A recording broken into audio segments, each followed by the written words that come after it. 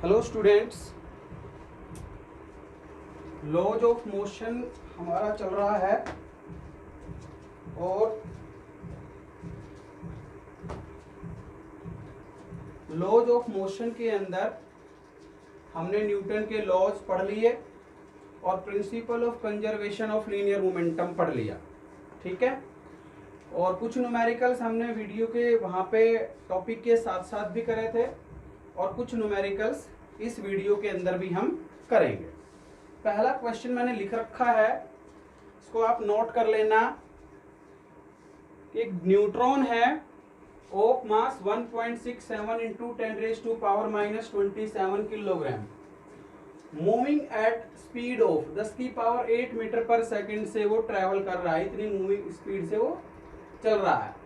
Collides with A deuteron, एक deuteron से टकराया जो कि रेस्ट पे है, ड्यूट्रॉन से टकराया जो कि रेस्ट पे है और स्टिक्स टू इट, और इसके साथ चिपक गया।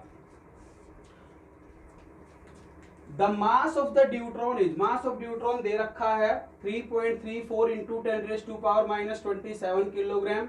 Find the speed of the combination. जैसे अपने पास क्या है, एक न्यूट्रॉन है, ये न्यूट्रॉन हो गया और यहां पे ये ड्यूट्रॉन हो गया। ये ड्यूट्रॉन है, पॉजिटिवली चार्ज पार्टिकल होता है ड्यूट्रॉन। ड्यूट्रॉन को लिखते हैं 1h2। यदि मास नहीं दिया हुआ हो, इसमें तो दे रखा है कोई बात नहीं है, ठीक है, हमें पता है, बट यदि किसी क्वेश्चन में मास नहीं दिया हुआ है तो आप क्या करेंगे, तो उसके लिए तीनों चीजें लिख लो आप। 1h1 इसे प्रोटॉन कहते हैं, 1h2 इसे हम ड्यूट्रॉन कहते हैं और 1h3 इसे हम ट्रीटियम कहते हैं। ठीक है, मींस यहां पे जो मास है वो प्रोटॉन का मास है। तो प्रोटॉन का जो मास होता है वो अपने पास होता है mass of proton 1.67 into 10⁻⁻27 kilogram. तो ड्यूट्रॉन का जो मास होगा, यहाँ पे देखो ट्वाइस है, तो ड्यूट्रॉन का जो मास होगा, मास ऑफ ड्यूट्रॉन वो होगा twice of mass of proton यहां से। ठीक है, 1h1 है तो ट्वाइस हो गया। मास ऑफ ट्रीटियम जो हमारा होगा वो होगा 3 times of mass of proton. यदि नहीं दिया हुआ हो तो की बात है, इस क्वेश्चन में दिया हुआ है तो कोई दिक्कत वाली बात अपने पास है नहीं। इसको 2 से मल्टीप्लाई कर दो, ये का ये आ जाएगा। देखो मास ऑफ ड्यूट्रॉन अपना यहां से हो जाएगा। ट्रीटियम यदि दे रखा हो तो ट्रीटियम का मास मास ऑफ प्रोटॉन का 3 टाइम्स होता है। और यदि हीलियम पार्टिकल दिया हुआ हो, जैसे अल्फा पार्टिकल जिसे आप कहते हैं, इसको लिखते हैं 2He4 से, तो इसका जो मास ऑफ अल्फा पार्टिकल हो गया वो हो गया 4 times of mass of proton. ठीक है, ये तो बात हुई यदि मास नहीं दिया हुआ हो तब की बात। ठीक है, इस क्वेश्चन में तो मास दिया हुआ है तो आपको कोई दिक्कत वाली बात है नहीं। तो ये भी आप नोट कर लेना एक साइड में, जहां भी आपके पास जगह हो, कि mass of alpha particle, mass of proton, mass of deuteron और मास ऑफ ट्रीटियम। और चार्ज भी यदि बात करो, चार्ज की यदि जरूरत पड़े आगे कभी भी, इस क्वेश्चन में तो इनमें तो जरूरत पड़ेगी नहीं, जब हम एटम्स और न्यूक्लियाई जैसे आप केमिस्ट्री के अंदर क्वेश्चन करते हैं तो वहां जरूरत पड़ती है। तो चार्ज ऑन द प्रोटॉन जो होता है अपने पास वो होता है 1.6 into 10⁻⁻19 coulomb. Charge on deuteron भी सेम है, चार्ज ऑन ट्रीटियम भी सेम है। ठीक है, अल्फा पार्टिकल के ऊपर जो चार्ज होगा वो ट्वाइस होगा चार्ज ऑफ प्रोटॉन, क्योंकि यहाँ पे 2 है और यहाँ पे 1 है। यहां से इस तरह से हम कर सकते हैं। तो यदि दिया हुआ हो तो अच्छी बात है, नहीं दिया हुआ हो तो आपको जो मास है वो निकालना आना चाहिए, और यदि चार्ज की भी जरूरत पड़े बाद में कभी तो वहां से भी अपने पास ये होना चाहिए। तो इस तरह से आप ये चीजें नोट कर सकते हैं और ध्यान में भी रखनी है कि प्रोटॉन क्या है, ड्यूट्रॉन क्या है, ट्रीटियम क्या है और अल्फा पार्टिकल क्या है। अब हम इस क्वेश्चन पे आते हैं अपने वाले पे। हमें क्या दिया हुआ है, हमें ये दिया हुआ है एक न्यूट्रॉन है जिसका मास दिया हुआ है, मास ऑफ न्यूट्रॉन, उसको मैं m1 से लिख लूं। ये दिया हुआ है 1.67 इंटू 10⁻⁻27 किलोग्राम, जो मास ऑफ प्रोटॉन के बराबर ही होता है लगभग। Moving at the speed of, initial speed ले लो 10⁸ मीटर पर सेकेंड। किसके साथ टकराया? ड्यूट्रॉन के साथ टकराया। ड्यूट्रॉन का जो मास है वो दिया हुआ है, मैं m2 मान लेता हूं। कितना? 3.34 इंटू 10⁻⁻27 किलोग्राम।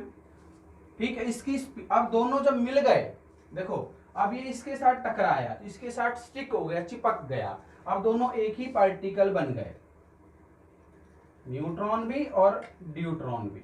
अब ये किस स्पीड से चला? मान लेते हैं v स्पीड से चला, तो टोटल मास अब कितना हो गया इसका?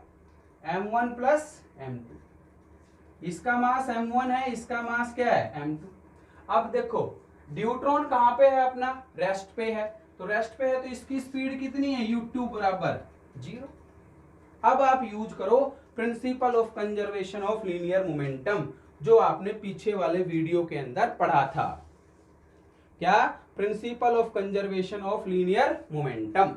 तो यहां से लगाएंगे, और क्या पढ़ा था आपने? इनिशियल मोमेंटम और फाइनल मोमेंटम दोनों बराबर होते हैं। तो क्या लिखोगे? Initial momentum,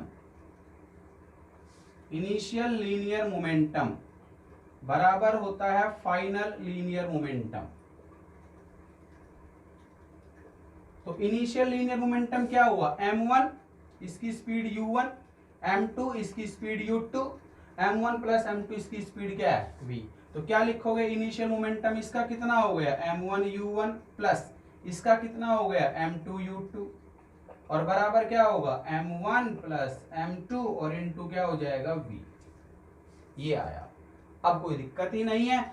m2 u2, u2 कितना है? 0 है, तो ये फैक्टर तो 0 हो गया। तो क्या बन गया? m1 u1 is equal to m1 plus m2 into v। यहां से हम v सोल्व कर लेंगे, आपके पास v आएगा क्या?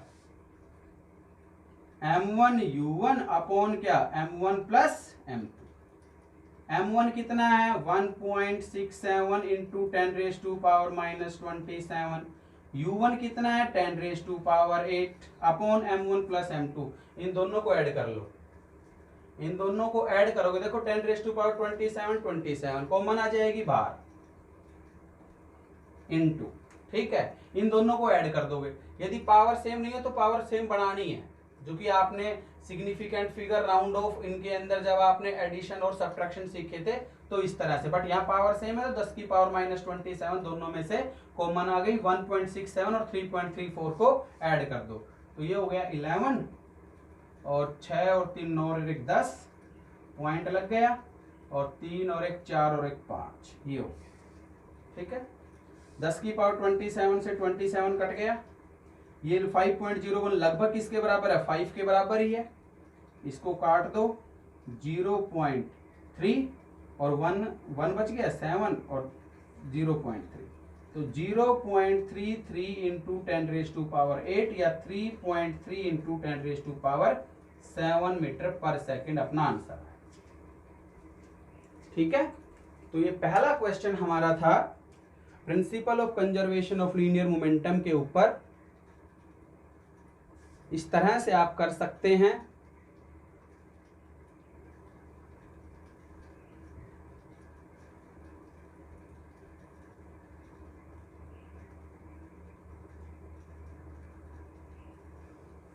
समझ गए होंगे। 3.3 इंटू 10⁻7 मीटर पर सेकेंड, इसको आप नोट कर लेना। इसके बाद नेक्स्ट क्वेश्चन हम डिस्कस करते हैं।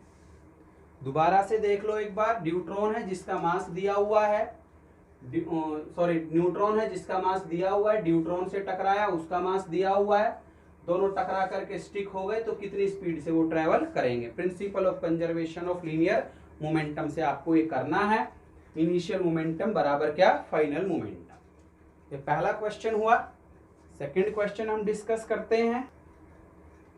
नेक्स्ट क्वेश्चंस की हम बात करते हैं। 2 क्वेश्चन मैंने यहाँ पे लिखे हैं, दोनों को आप नोट कर लेना या बारी बारी से नोट कर लेना। पहले इस क्वेश्चन के ऊपर आ रहा हूं। फर्स्ट क्वेश्चन का solution. A machine gun of mass 10 kilogram, एक मशीन गन है जिसका मास 10 किलोग्राम है, fires 20 bullets at the rate of 10 bullets per second. 20 bullets को उसने फायर कर दिया और इस तरह से कि एक सेकंड के अंदर 10 मतलब 20 ग्राम की एक बुलेट है और 10 बुलेट एक सेकंड के अंदर 10 बुलेट फायर हो रही हैं। कितनी स्पीड से? 500 मीटर पर सेकंड से। What force is required to hold the gun in this position.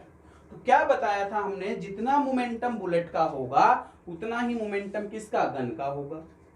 ठीक है, वो दोनों बराबर होंगे according to principle of conservation of क्या? Linear momentum. क्योंकि total momentum of the gun plus total momentum of the bullets बराबर क्या? 0। तो मैग्नीट्यूड के अंदर दोनों क्या होंगे? बराबर होंगे।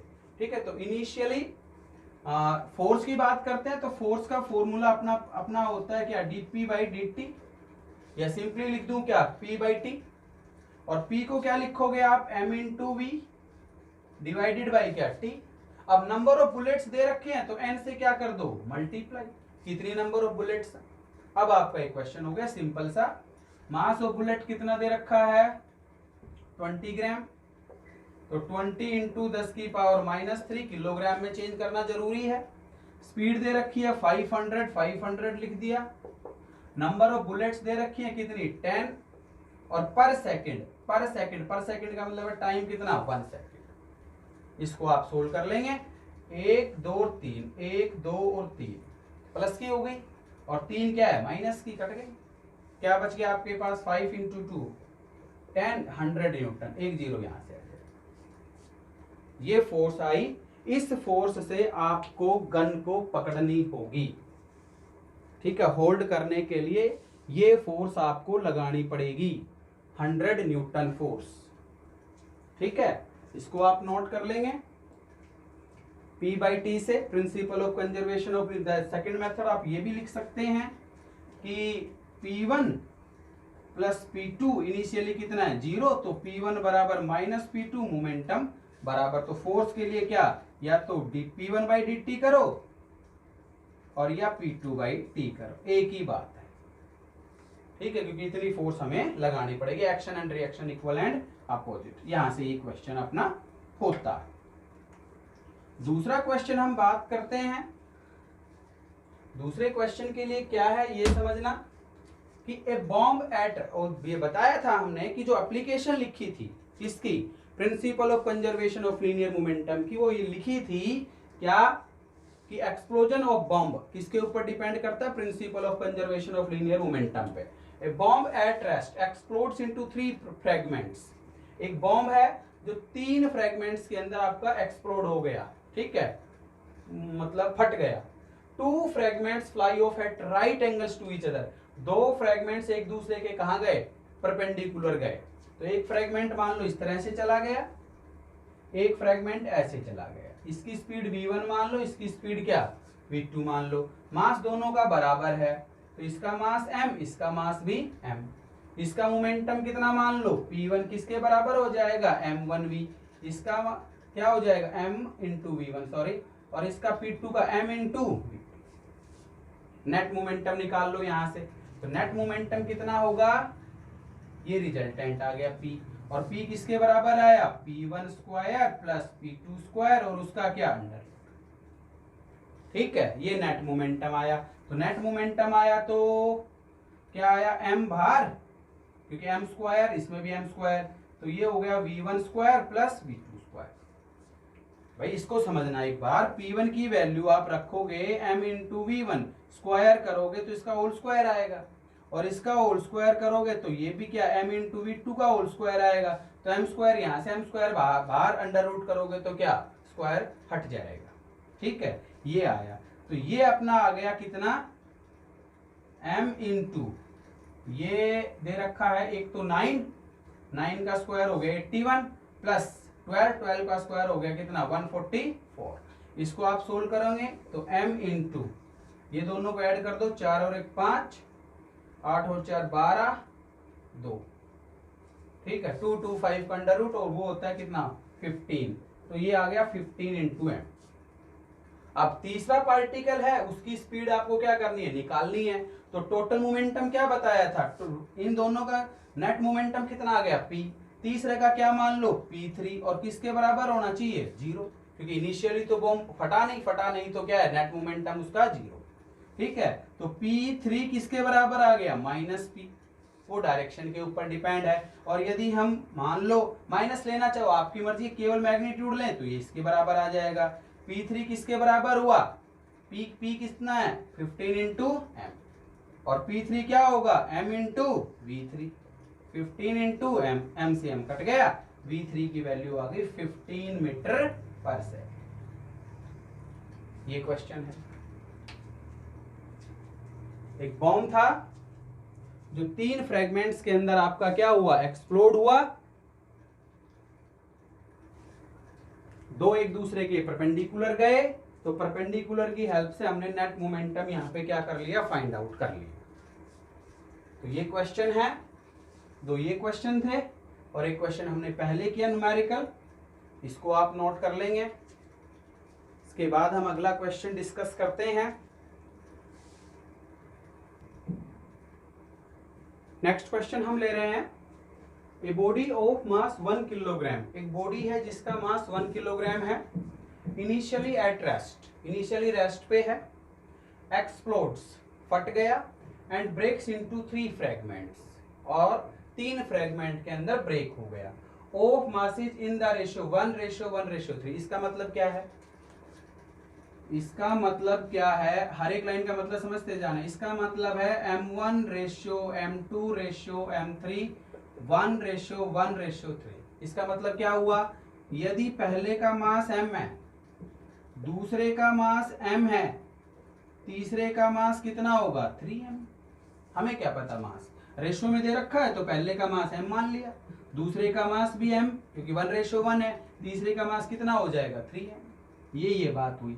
The 2 pieces of equal masses, ये दोनों सेम मासीज के हैं, fly off perpendicular to each other, वही गए एक दूसरे के परपेंडिकुलर, जैसे अभी अभी किया था, एक इधर चला गया एक इधर चला गया, ये P1 हो गया ये P2 हो गया, बट दोनों का मास सेम है, दोनों की स्पीड सेम है, तो मोमेंटम क्या है सेम, क्योंकि दोनों की स्पीड सेम है 30 मीटर पर सेकेंड। तो इसकी स्पीड भी V1 किसके बराबर हो गई, V के बराबर हो गई, इसकी स्पीड V2 भी किसके बराबर हो गई, V के बराबर हो गई।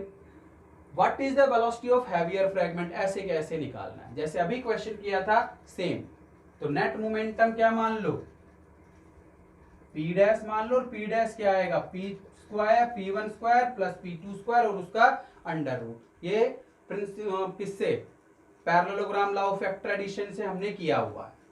ठीक है, ये जो रिजल्टेंट फोर्स हम निकालते हैं वहां से रिजल्टेंट आप निकालते हैं, तो यहाँ पे मोमेंटम की बात है तो रिजल्टेंट मोमेंटम निकाल लेंगे, नेट मोमेंटम हम यहाँ पे फाइंड आउट कर लेंगे। तो P डैश अपना आ गया P² प्लस P² और उसका रूट, और ये किसके बराबर होगा, ये आप जानते हैं √2p के बराबर। समझ गए होंगे कैसे, P² प्लस P² 2p² हुआ, 2p² का अंडर रूट कितना होगा, P बाहर आ जाएगा, √2 बच जाएगा।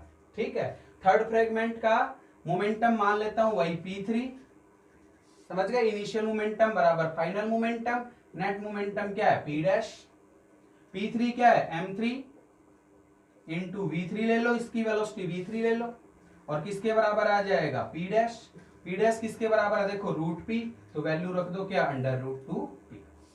यहां से V3 किसके बराबर आया आपके पास √2p और डिवाइडेड बाय क्या m3, वैल्यू रख लो √2 into m into v, mass into velocity, divided by m3 कितना है 3m, m से m कट गया, तो अपना V3 क्या आ गया √2 डिवाइडेड बाय 3 और इनटू स्पीड कितनी दे रखी है, हर एक की स्पीड कितनी है 30 मीटर पर सेकंड, 30 रख दो, ये कितने पे कट गया 10 पे, √2 की वैल्यू होती है 1.414 इंटू 10 कितना आ जाएगा 14.14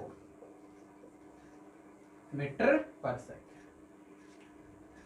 ये अपना क्वेश्चन हुआ। नेक्स्ट,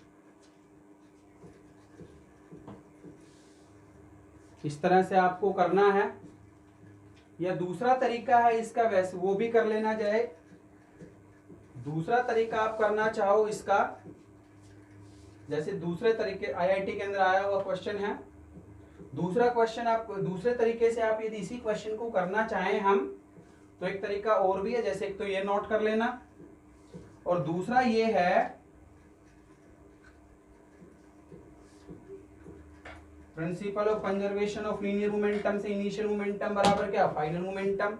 जैसे सपोज ये है हैवी मास बॉडी, दो फ्रैगमेंट इसके ये हो गए, दोनों एक दूसरे के परपेंडिकुलर हुए।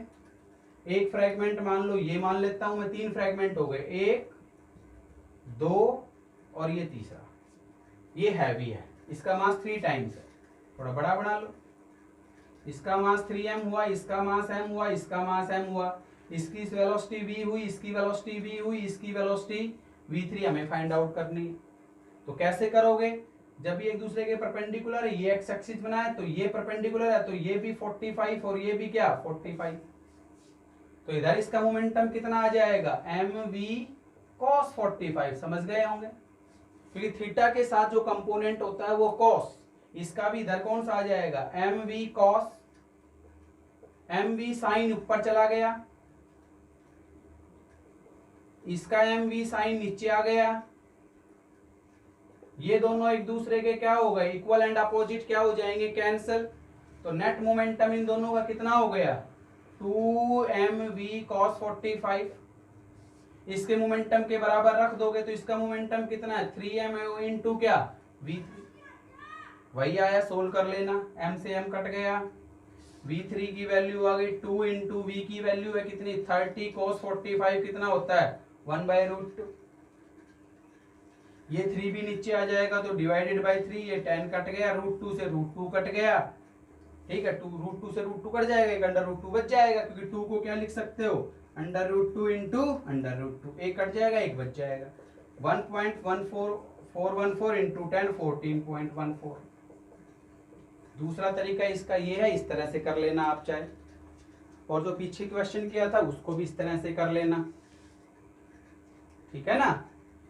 तो कुछ एक क्वेश्चन जो हमने principal of conservation of linear momentum पढ़ा था लॉज ऑफ मोशन के अंदर, उसके ऊपर कुछ एक क्वेश्चंस ये हमने इस वीडियो के अंदर डिस्कस किए। आई होप आपको समझ आए होंगे, नोट करते जाना, साथ साथ नोट्स बनाते जाना।